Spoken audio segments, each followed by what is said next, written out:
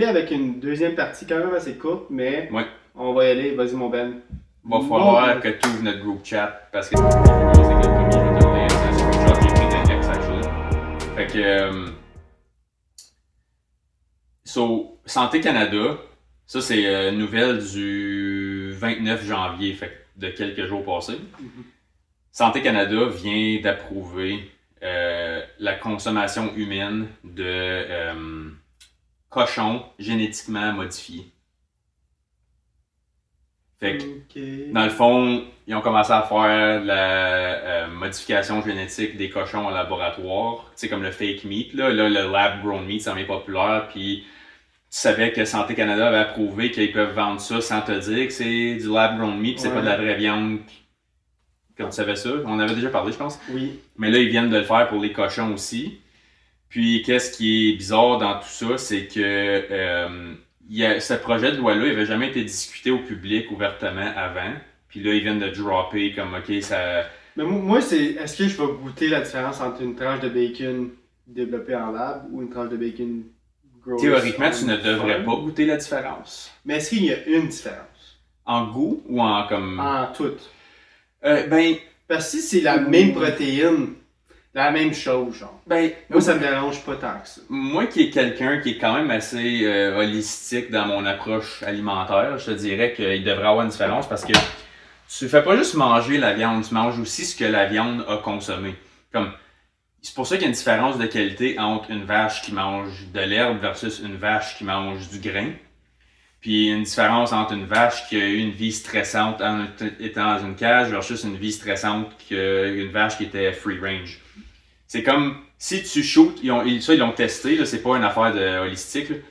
Si tu tires un chevreuil puis il l'a pas vu venir, il est relax quand il se fait shooter, tandis que s'il te voit, il stresse puis tu le shootes, la viande va être plus sec. Ouais. Mais c'est la même affaire avec la vie de l'animal que tu consommes. Si tu, comme une vache qui est capable de contrôler sa vie, ça veut dire que in a way, oui, la viande va être mieux. Mais parce qu'ils vont tout le temps avoir mis les circonstances de leur côté. Comment je veux dire? Oui, mais l'affaire c'est que s'il y a des répercussions, on ne le saura pas pendant longtemps. Puis on ne pourra pas pinpointer que c'est le cochon spécifiquement parce qu'on mange plein d'autres crap. Je suis d'accord, mais il y a plein de choses. Comme moi, je suis juste. Moi, c'est parce que si Santé Canada. Moi, pour vrai, le Santé Canada, c'est l'un des meilleurs. Pas système de santé, je parle pas de système. Tu parles juste de la bouffe. Là. Juste quand ça vient à food safety et tout, on est l'un des meilleurs pays. On est l'un des pays qui bloque le plus d'affaires. Tu regardes le food safety aux États-Unis puis tu regardes le food safety au Canada. Non, c'est retardé. C'est tellement une grosse différence. Fait que si Food Safety Canada sort puis dit hey, le Red 44 c'est pas bon pour toi, le Blue 56 c'est pas bon pour toi, mais que le Genetically Modified Pig est correct pour toi, je suis capable de dire ok, je vais l'essayer. Ça me dérange moins que si j'arrive aux États puis ils me disent ouais, ça c'est un cochon modifié dans le laboratoire qui a été grow en laboratoire, je vais te dire I might not eat that shit. Parce que tu manges du Blue 46 puis du Red 44, tu sais, genre, I don't know. Mais tu sais, si tu arrives au Canada puis ils disent que c'est safe. Mais en même temps, Santé Canada mettent des Honey Nut Cheerios comme étant plus santé qu'un steak. Fait parce qu'ils considèrent le gras trans ou le gras saturé comme étant une source de cholestérol négatif pour ta santé. Fait que moi, je sais, mais c'est pas bloqué puis disant non, que c'est je sais. Non, je sais. Mais l'affaire, c'est que en parlant de standards des États-Unis, t'as-tu vu, ils viennent de faire un reverse food pyramid? Non, j'ai pas vu. Les worst things, genre? Comme, tu sais, mettons... Les pires choses que tu peux manger? Non, pas les pires, mais ce que tu devrais... Tu sais, t'as ton... comment on appelle ça au Canada? Style... le guide alimentaire. Food Periodic Table. Ouais.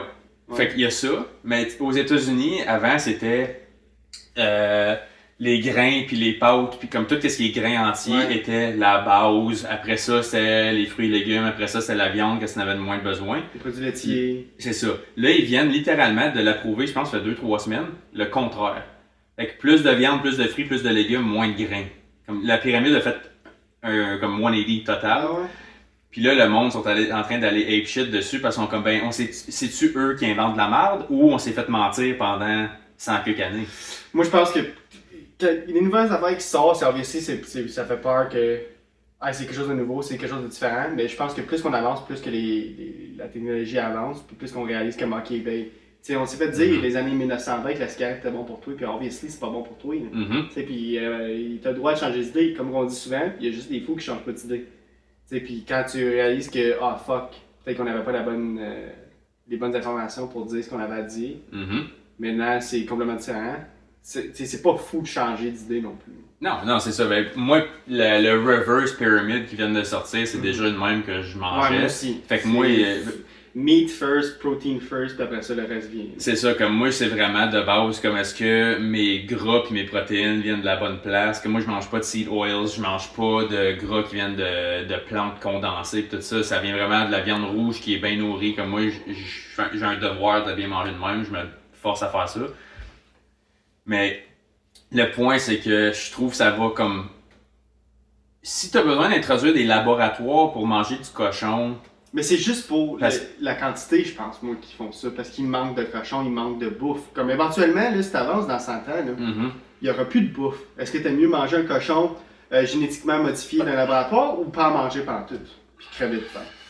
C'est là que ça vient la différence. Moi, je pense qu'il... Ouais, c'est une bonne question. Moi, je pense qu'il couvre un problème éventuellement. Parce que si t'es capable de créer de la bonne protéine puis de la bonne bouffe en laboratoire, mais t'évites de comme, il faut trouver une terre pour faire pousser ça, puis il faut trouver une terre pour faire pas pousser des cochons, mais comme faire élever des cochons. T'évites beaucoup de problèmes, genre, éventuels. Mais comme moi, personnellement, j'aime mieux éviter manger ça. C'est sûr qu'on va dire qu'on va en épicerie live puis tu me mets un paquet de cochons qui est génétiquement modifié puis un autre paquet de cochons qui est élevé dans les fermes canadiennes. Obviously, il va prendre les saucisses de la ferme canadienne. Mais s'il y a juste ça, il va prendre ça. Oui, fair enough. Mais l'affaire, c'est qu'en ce moment, Santé Canada a approuvé le fait qu'on n'a même pas besoin de te le dire quel qui est quel. Tu vois, c'est ça que ça vient me chercher un peu. C'est la seule affaire que je compte, c'est qu'il nous le dit pas. Moi, j'aime... Hey! Tu veux le faire, fallait, mais on nous parle de face. Comme si je mange un clone, j'aimerais ça le savoir. Ouais. C'est comme si y a un clone humain, là, pis t'es avec ta femme, puis finalement c'est un clone de ta femme, tu veux-tu le savoir? T'aurais aimé ça le savoir. Ouais.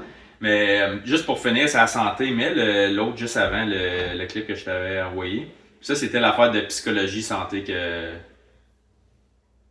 Tu sais qu'une psychologue a été punie pour avoir parlé va être punie pour avoir parlé d'alimentation. Il faut que les Québécois voient les limitations des ordres professionnels et aussi le non-sens. C'est-à-dire, en quoi ça protège le public, ça, faire ça, là? Très bonne question. Le mandat de l'ordre, c'est de protéger le public. Ici, il n'y a pas de préjudice. On parle de quelque chose de sain, de normal, que n'importe qui avec une tête, ses épaules, sans doctorat peut comprendre qu'il faut s'alimenter sainement pour être en bonne santé mentale. Ça ne demande pas un doctorat pour comprendre ça, là. Non.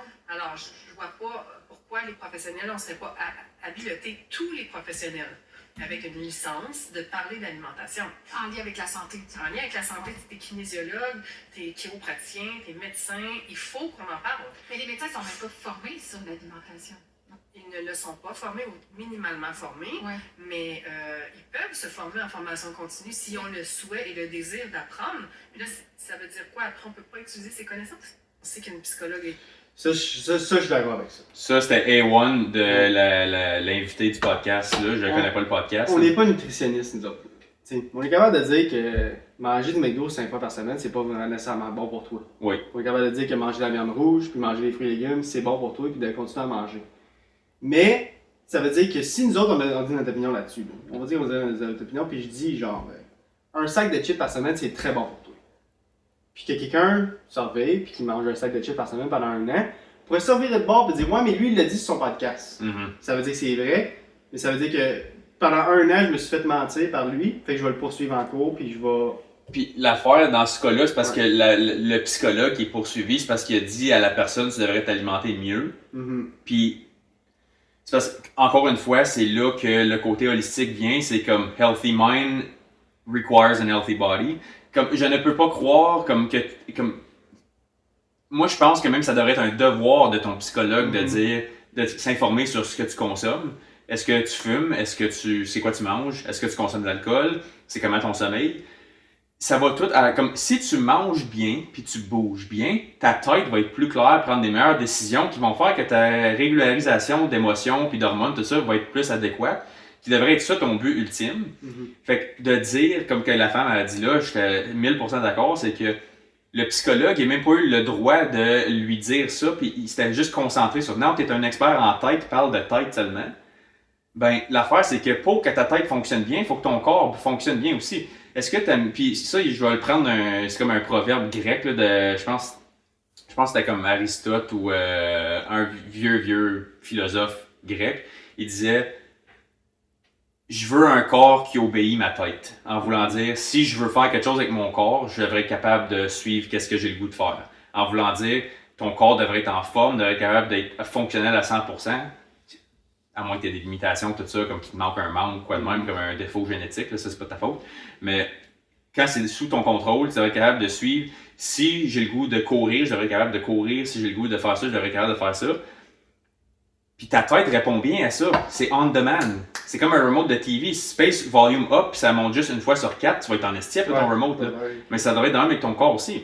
Puis si tu veux faire ça, ben il faut que tu manges bien aussi. C'est pas juste positive thoughts. Comme ça, excuse-moi, c'est une partie de qu'est-ce que tu peux faire de bien, positive thoughts. C'est ça. C'est pas la solution. Mais le psychologue qui se fait poursuivre pour avoir dit autre chose que juste positive thoughts. Ça, je trouve ça complètement stupide. Exactement. Puis c'est pour ça que, puis même comme qu'elle a dit, les médecins de famille, ils n'ont pas grand formation en nutrition. Puis c'est pour ça que je dis c'est souvent des pill pushers parce que j'ai jamais été chez le médecin de famille qui m'a demandé si comment je dors, comment je mange, comment je bois, comment je fume, Il me demande pas ces choses-là. Puis c'est drôle, tu connais la solution à mon problème. Mais est-ce que tu as focusé sur ces 5 choses-là parce que. Est-ce qu'il n'y a pas le droit? Ben. Je sais pas si le médecin Le médecin de famille a le droit, mais l'affaire c'est que, encore là, c'est quota, c'est subvention, c'est in and out. La plupart du monde veulent juste faire donner une pilule. Puis moi, si je te dis non, ben il n'y a pas nécessairement les connaissances puis le gabarit d'éducation pour me former avec une réponse qu'il veut, mais mes taxes m'offrent juste l'opportunité d'avoir ce service-là. Puis si je veux un service qui est well-rounded, ben il faut que je paye de ma propre poche. Mais là, je paye déjà de ma propre poche pour le système subventionné, mais ça ne sert à rien. Mais je veux une réponse exacte parce que moi, j'ai décidé que mon corps valait la peine. Mais comme 7-8 000 d'impôts que je paye par année pour mon médecin de famille, puis mon système de santé, mes hôpitaux, mon ambulance, tout ça, il me donne pas la réponse. Il me donne juste une solution sans savoir informé de comment que moi je vais personnellement. Il me donne juste un band-aid. C'est ça, mais l'affaire c'est que moi j'aimerais mieux aller au privé. Laisse faire comme whatever, qu'est-ce que le pourcentage va pour mon médecin de famille. Tu vas me donner une solution Band-Aid. Moi, je veux pas une solution Band-Aid. Je ne veux pas ça. Je veux une solution de qualité, mais j'ai pas l'option parce que c'est juste ça. Puis la plupart du monde ont même pas un médecin de famille en plus, comme à cause qu'ils sont overcrowded. Fait que là, encore une fois, le plus que tu es overcrowded, le plus tu veux faire du in and out parce que tu veux voir le plus de monde possible, qui est normal. Moi, je serais docteur puis j'aurais une liste d'attente. Je voudrais en passer le plus possible. Là. Fait que là, ça me pousse encore plus à faire OK, c'est quoi ton problème? Je connais une solution. Fais ça, s'il te plaît. Si t'as un problème, t'en reviens dans le bois. Fait que le système fait que t'essayes pas d'aller voir never-ending cycle. C'est ça, mais on est dans un pays tellement avancé. Ouais, pas ce système. Obviously, c'est bon qu'on ait un système comme qu'on paye pas. Comme comment je peux dire? Un système d'hôpital. Comment tu appelles ça? Subventionné? Non, pas subventionné. Le système de santé. Un système de santé qui est payé par nos taxes, obviously. Comme tout le monde dit, c'est gratuit au Canada, c'est gratuit. C'est pas gratuit. Non, c'est pas gratuit. Obviously. Mais j'aime mieux le payer avec nos taxes que d'aller aux États-Unis puis ça me coûte 359 000 pour avoir un enfant ou plein d'affaires. Tu t'en vas, tu pognes un accident de char, c'est pas de ta faute, mais tu t'en vas à l'hôpital puis ça te coûte 175 000 en sortant de là. Ouais. J'aime mieux payer 8 000, 9 000, 10 000 de taxes par année que de payer 150 000 one shot pour un accident. Ouais, ben c'est comme avoir un enfant, c'est... Il y a des plus et des moins de chaque côté. Oui. Mais obviously, j'aime mieux d'être du côté de Canadien.